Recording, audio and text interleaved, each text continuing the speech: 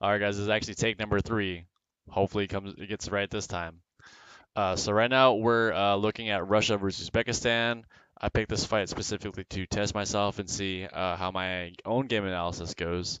This is the World Championships finals for lightweight. This happened this year. This happened in Korea. I actually did not watch this final um, when I was there myself. I watched the highlights, but besides that, I don't really know. I haven't really seen this fight, so I want to analyze it.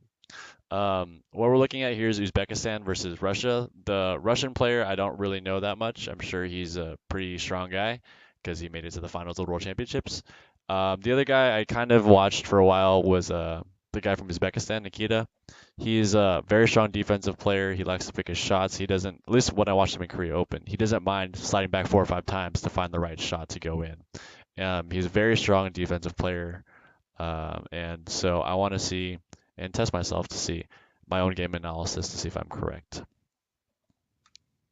So let's get started. All right. Immediately, Russia's getting in his face. Uh, Uzbekistan's still calm under pressure. Yep. Oh my gosh, the legs are flexible. So nice try at that little tactic right there. I don't think Russia's entire strategy is based off of that. Trying to feel each other out. Not too much. Not too much. See if they can get anything through each other's defense. At this level, everyone's expected to have a good defense already. Let's turn the volume down a little bit. Yeah, just trying to feel out each other's defense, trying to see if what are you sitting on. It's kind of like playing poker right now. They're not really sure what's in each other's hands. They're not sure if maybe Nikita was saving something the whole time.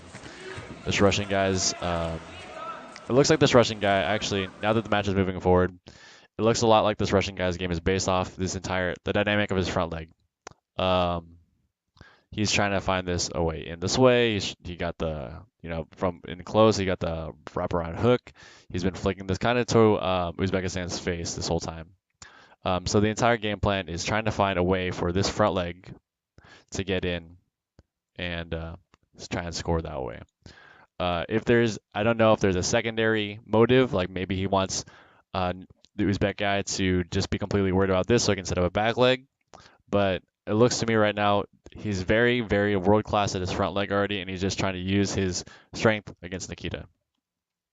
We'll see how this moves forward. Good. Okay. Nice try, nice try. Nikita's defense, by saying Nikita, I'm meaning Uzbekistan's. Uzbekistan's defense very good. He's able to ring manage, get out of the corner. Not playing around too much. If you guys notice, actually, something I harp on very, very often is ring management. And you'll see here, Russia actually, I think, catches Nikita a little bit off guard. Actually, no, never mind. He,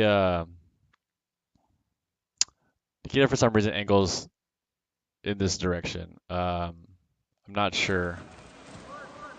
Maybe it's just to get away from the front leg. I personally would have taken this angle this way if you want to reposition it, because it's hard for him to flick. It's harder for him to flick going toward his backside, if you guys can kind of understand what I'm talking about. But Uzbekistan opts to go that direction immediately. Russia tries to capitalize because he knows Uzbekistan's probably not going to come is probably going to try and find a way back in. Russia tries to capitalize by trying to cut, maybe trying to get slip up point right there. Uzbekistan being very bright, knows he's on the edge, finds a way out, and no points happen.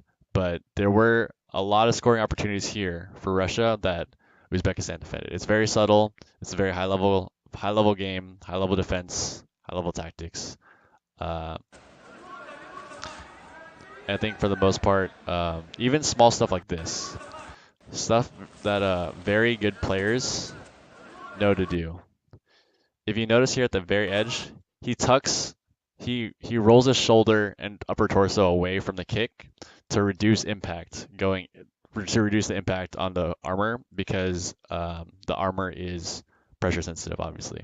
Small stuff like that in the defense is what makes him such a world-class player defensively.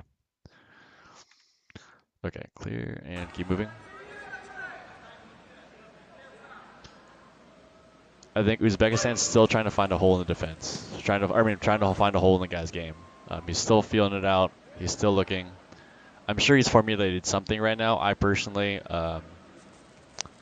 would try and go underneath it with a spin. I don't know if that's going to be Uzbek's plan, but we'll see. Let's try. Russia's very into this fight.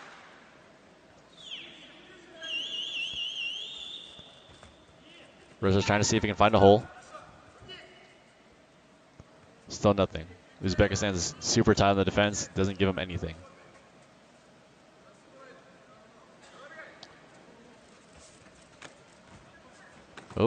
Oh, nice try with the setup. Slow, small adjustments are beginning to happen. So they don't want to. I feel like they've either fought each other before because there's such things as Soviet games where a lot of Soviet countries will come in and just they have their own tournament. So kind of like the Southeast Asian games for the Philippines or the Panama games for the Western Hemisphere. They come in, they fight each other often. These guys may have fought each other before and they know exactly what they're sitting on. It also could be that they're trying to not use or not give away too much information because as soon as these guys go back to their coaches are going to give them adjustments to give based on the information they saw in round 1. If they don't give too much information, the adjustments in round 2 are not going to be that big. And so this is kind of, it's almost like a poker game. Like what cards are you holding? What cards are you not really holding? What cards are you going to play? Anyway, moving forward.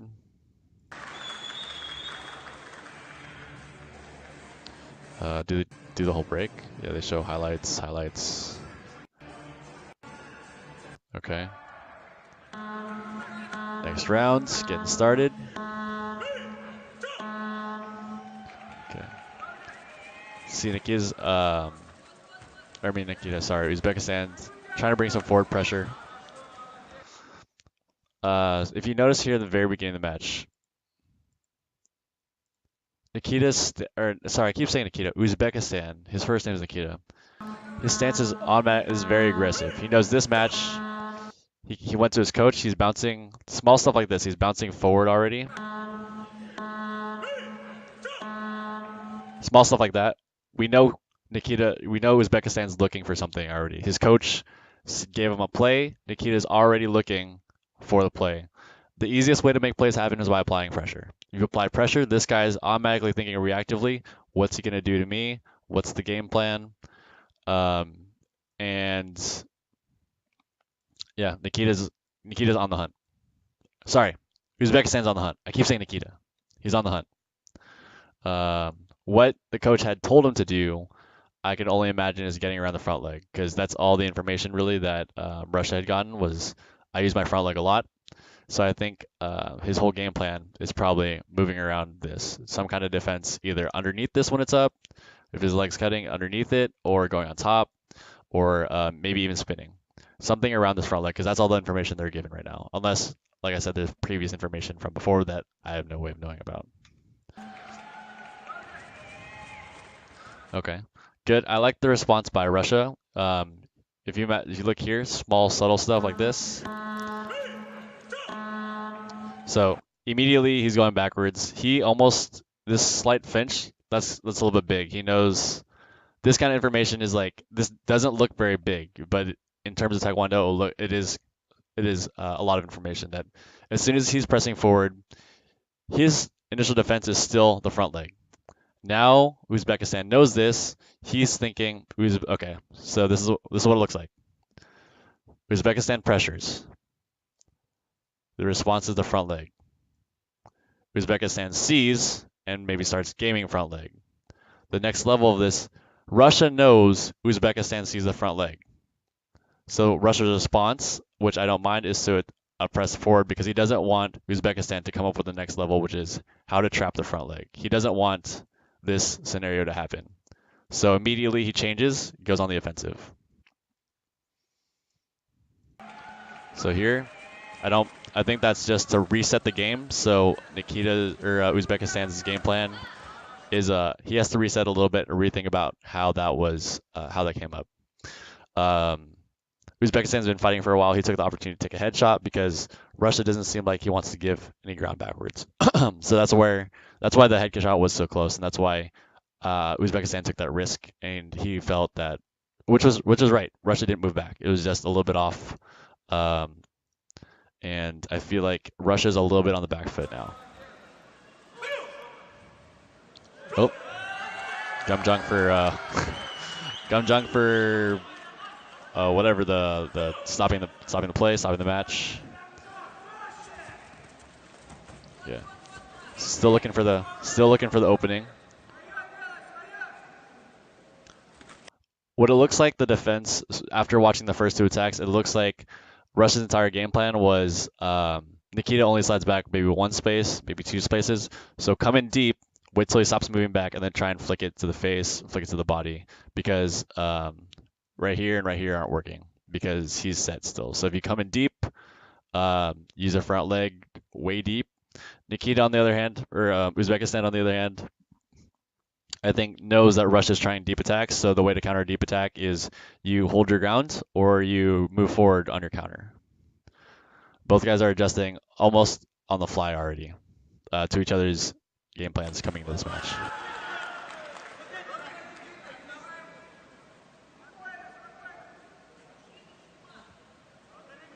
Good. Motions. Okay.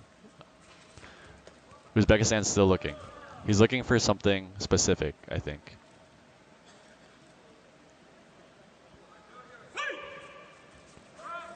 Reset. Russia's still looking for that little slip in. Maybe small point here, maybe small point there. Oh. Oh, there it is. Nice. Okay. So we break down this point. I don't think this is for me personally, I think this is a good point, but I don't think it was set up. I think this is just instinctual. He's floating his leg. This is probably something they did in training. You see here, it's pretty open. Uzbekistan doesn't really like that, so he tries to cut us defensively. I don't think that. Oh my gosh, what happened? No.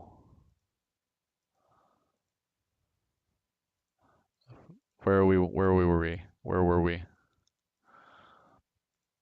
We just scored the second point. I apologize, guys. Okay.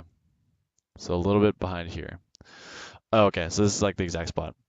As I was saying, I don't think that this point right here, I think this is more on reaction. I don't think this was like the game plan was you're going to fake doing a bullet or a double, you're going to hang your leg, and then when he kicks you, that's when you kick underneath. I don't think that's the game plan. I think the game plan was to just high pressure, to pressure more with deep attacks, maybe bait the counter. That might have been in there, and then go.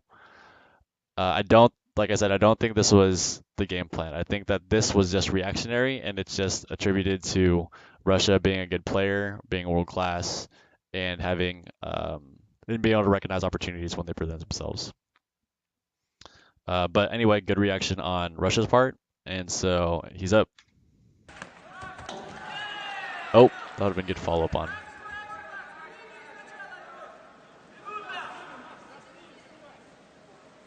I actually forgot who wins this match. I'm not really sure. So they know that Russia knows that Nikita has to press him now because obviously he's down points. I want to see if Russia changes game plan or if he maintains the same game plan. It looks like he's still trying to threaten. The reason he's still threatening, which is another point I harp on a lot, the reason Russia still threatens him is because he doesn't want to give Uzbekistan the luxury of thinking, how do I attack through this front leg? Russia wants Uzbekistan to think, to like be mid thought and then get cut off because he's pressuring, and then he has to reset the train of thought and then get cut off, and then reset the train of thought. That's why even though he's leading, he's not sitting back and doing nothing. This is a point I harp on a lot, actually, is when you're ahead, you can't sit back and let this guy think, because if the person thinks, they can come up with traps, they can come up with different plays. We want to keep this guy as reactionary as possible, and I think Russia's doing a good job of that, keeping this defensive mastermind on his toes. He's still threatening forward. He's still threatening forward even though he's leading, because he knows he's a smart guy. He doesn't want him thinking. The more you can turn off a guy's head and make him reactionary, the easier the fight's going to be for you every single time.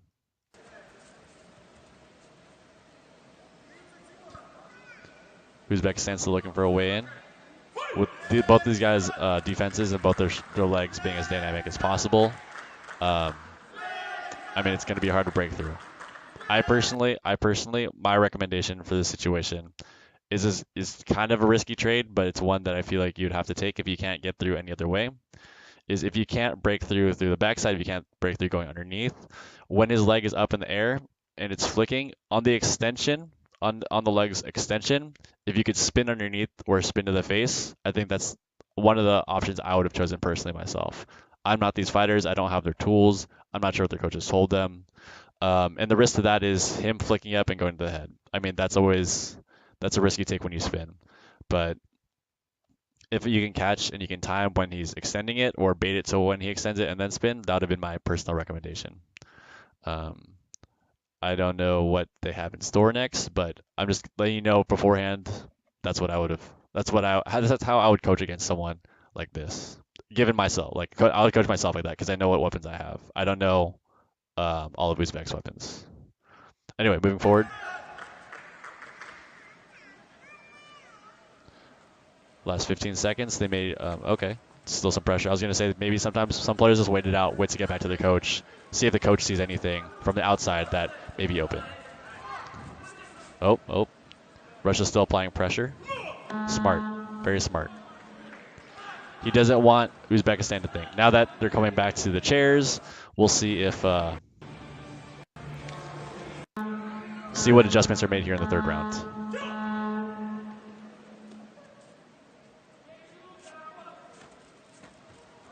Okay, still trying to find a way against this guy's freaking front leg.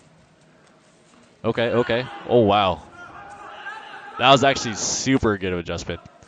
The reason this is so effective and Uzbekistan almost gets hit is because Russia knows he is looking for points. So he's going to try and slide back just out of distance, just so his leg misses. And if he pulls it just as his leg misses and he hops forward, he's going to move his whole center of body into range for reaching the head. So Russia knows that Nikita's probably saw that Uzbekistan's hands are down often, probably shows that he's just sliding back just out of distance. Adjustment right away is here and bring it to the head. Very smart, very smart. I actually wouldn't have thought to do that. I might have done it maybe once or twice, but as the entire game plan for third round, I don't know if I personally would have thought that up. But what I want you guys to see here is not really, oh, look at what this guy can kick. It's the adjustments that these guys are making toward each other's gameplay. That was very close. Even though he's leading, notice that even though he's leading, is something I harp on. Even though Russia is leading, he's still bringing the fight because he doesn't want Uzbekistan to think. He wants Uzbekistan as reactionary as possible.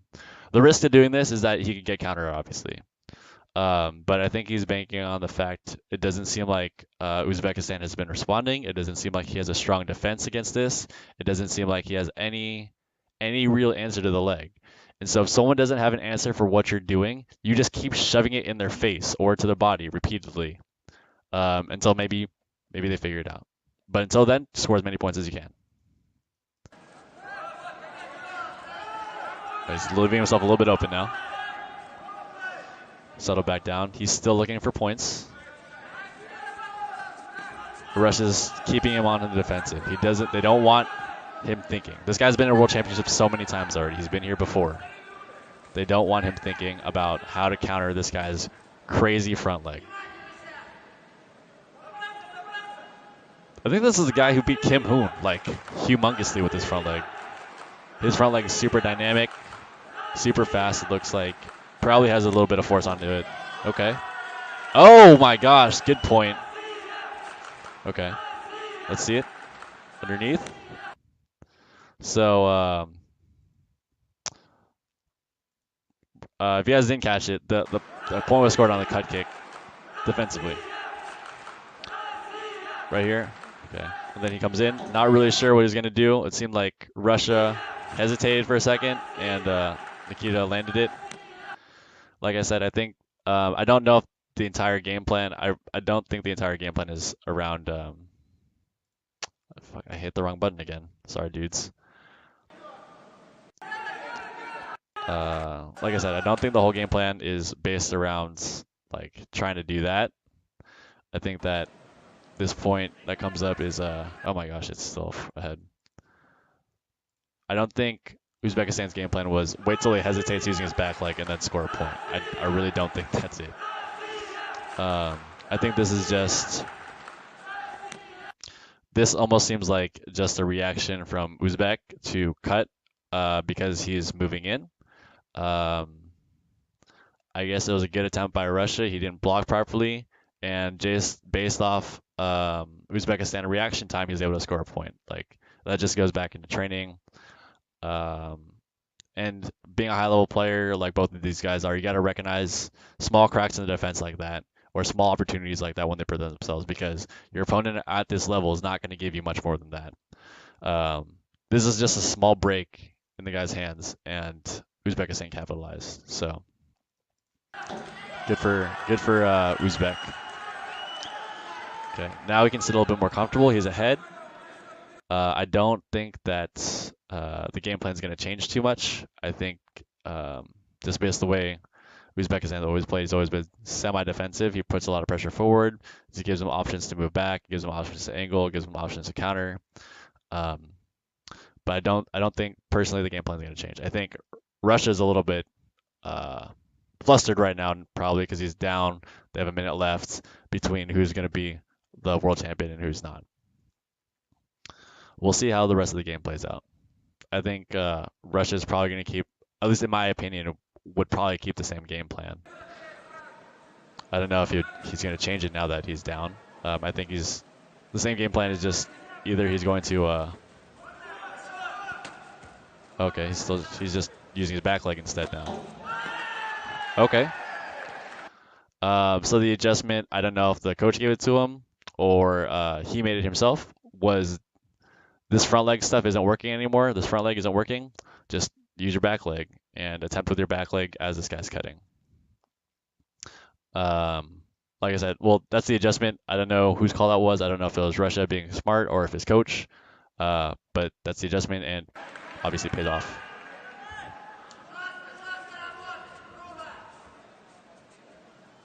So same tactics when he's ahead. He's trying to keep Uzbek off balance. I actually don't know why, given that Uzbekistan had just scored off a cut kick, why the game plan would have automatically changed into using your back leg immediately.